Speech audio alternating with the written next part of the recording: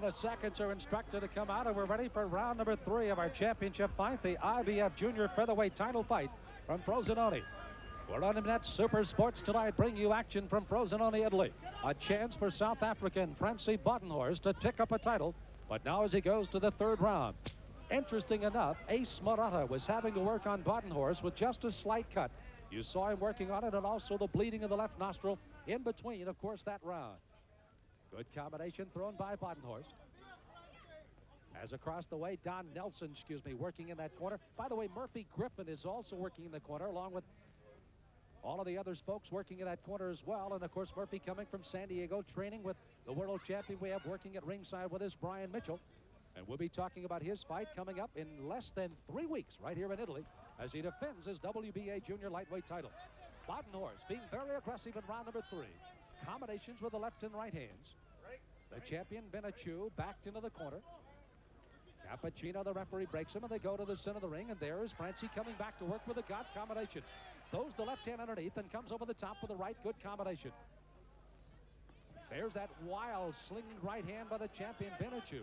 I tell you what, if Francie ever figures out when that one's coming, that could be an opening for him to come in and lay a right hand on the cheek of the champion.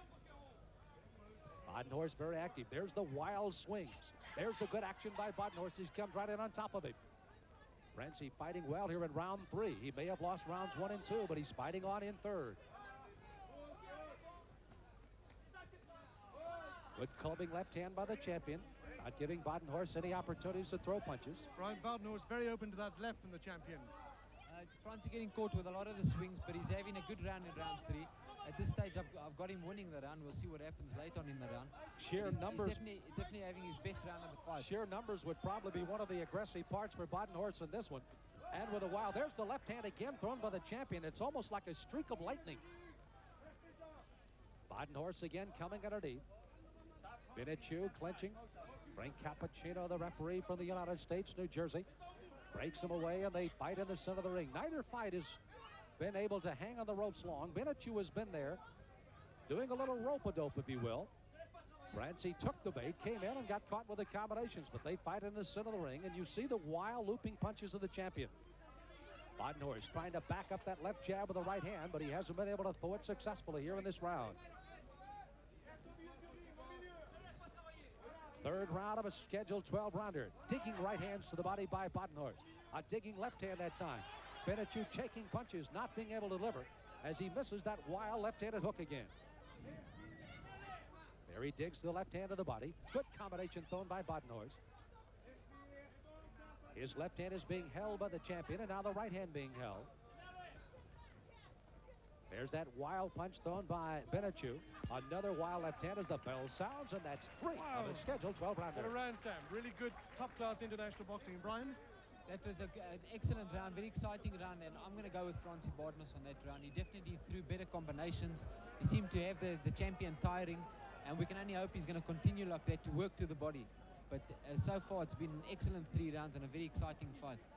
As we thought, Sam, those wild swings of the champion, we were told he has great power in both hands, but he does swing, and he doesn't turn particularly well. He's very ungainly, very flat-footed, in fact. I think the one thing that has shocked me most about the champion is the way that he can unleash that left hand so quickly. He's almost like a lightning strike, as we see here on the replay in the 3rd round.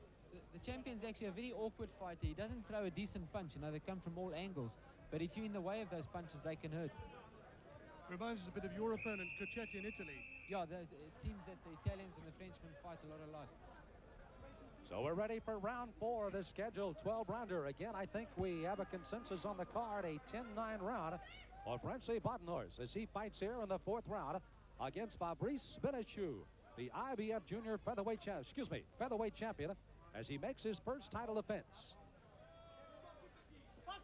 Francie again, the taller of the two, with just a slight reach advantage, working on the shorter champion. This is the way Francie has opened every round. He got caught in the 1st round with a knockdown, a right cross followed by a left hook, and there's another right hook that got in on Francie. He tried to dig the hands to the body, and the champion came over the top. I couldn't help but notice that Francie quickly got a glance down at Brian Mitchell here at ringside to kind of just give him a reassurance that everything's going well. I'm going to try to fight a little better here. I think Sammy looked at his wife, who's shouting her lungs out behind us. There's that left hand by the champion again. Benichou, the champion out of Paris. The French are looking on, the Italians, and we're happy that you're looking on here on Mnet Super Sport tonight. We have got a good one for you and a chance for a world title to come to South Africa. Brian? There's been some fantastic body work in this fourth round, Sam, from both fighters. Fransie Badenhorst especially has been working well to the ribs, and the champion's been responding as well. So this is probably the best round of the fight. Brian, is this something that is being told to him, or is it just something they're starting to feel now here in the fourth round? I think he's starting to get the feel of the fight now, and he's starting to realize that he's got to start working the body. He's got to do something to get into the fight. Benichou, again, who has thrown those wild left-right combinations, again connecting in the first for a knockdown. One possibly rounds 1 and 2. Badenhorst has come back with a strong third round and fights well in round number 4. They waltz around the ring, followed by Frank Cappuccino, the referee. Mr. Cappuccino has been around the world. We've been on several title fights with him, not only here in Italy, but the States and also in other parts of Europe. An outstanding referee. And again, the best part I like about him is he lets you fight your fight. He analyzes the fighter's style, knows if they clinch and like to fight away, and that's what he's analyzed both these fighters is doing tonight. You see the wild style of the champion again, Benichou.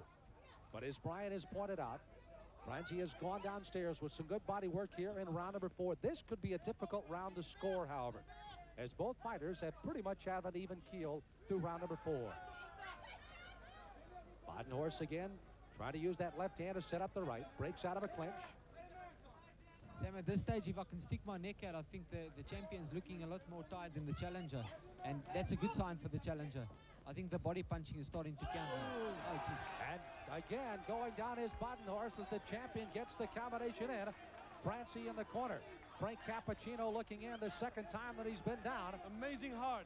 Great heart the way he got Great heart. He does come off the campus, and here he comes again, and there's the bell that ends round number 4. But again, it is Benichou with still another knockdown of Fransie Badenhorst here in the 4th round. Brian? Sam, unfortunately, that was a very unlucky round for Fransie Badenhorst. He seemed to be taking control of the round. In the last round, he got caught again. You know, like we said earlier on in the fight, a guy with Benichou's punching power and those wild swings, you've got to keep your hands up all the time, and you can't underestimate him. Well, same, Brian. So great recovery, great heart to get up out of that. That was a real good punch. We spoke a little bit earlier on with myself and the promoter, Cedric Kushner and Rodney Berman, and they asked me what I thought about Fransie Badenhorst's heart. And I've said to them that Fransie Badenhorst will have to be carried out on a stretcher tonight or get beaten on points, whatever's the worst. But he's definitely going to fight his heart out. And at this stage, he's not really in the fight because of all the knockdowns. There's that punch again, It's an exciting fight. A really good left there we saw on the slow-mo. Right, Sam. Round number 5. Number 5 is about ready. The left hook has been the weapon that Fabrice Benichou is trying to hang on to the title here with. He has put the contender down twice, once in the first and now in the 4th as we go to round number 5. Well, there again, Sam, Benichou himself was put down twice in the championship that he won. He was indeed, and of course the other time that he lost a title fight, he got it stopped in the 10th on cuts as he puts that left hook, and Badenhorst goes down for a 3rd time. And shakes his head badly there. Yes, indeed. Cappuccino's right down, and he may not get off the canvas this time. Cappuccino's going to count him out, and this one's over in the 5th round. Fabrice Benichou has successfully defended his title with a 5th round knockout of the contender, Fransie Badenhorst of South Africa and San Diego, as the left hook is the big weapon as he puts him down in the 5th round. And Brian, again, that left hook paid so many dividends tonight, and again in the 5th, it paid the big dividend.